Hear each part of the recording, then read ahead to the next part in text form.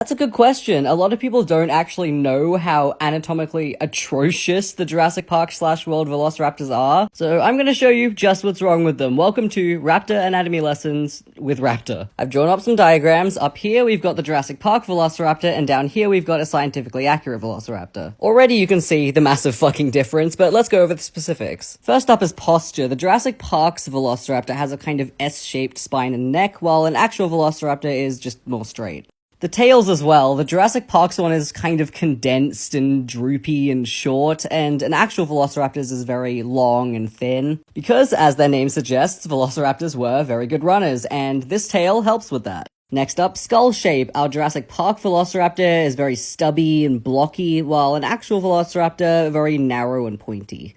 There is a reason for this. Back when Jurassic Park was being made, we did not know much about Velociraptors yet, so the Jurassic Park Velociraptor was modeled after a Deinonychus. Deinonychus is very similar to Velociraptor, it's just a little stockier and bigger, and that's why the skull is shaped like that. Next up, we've got the hands, my favorite. In Jurassic Park's Velociraptor, we've got something very common in dinosaur media, which is pronated hands. For those unfamiliar to the term, that's when the palm of a hand faces backwards, like that. Which was physically impossible for actual Velociraptors to do. The hands faced inwards, like this. Side note, something I think is very cool is the arm structure of dromaeosaurs like Velociraptor, because you can see the relation to birds in it.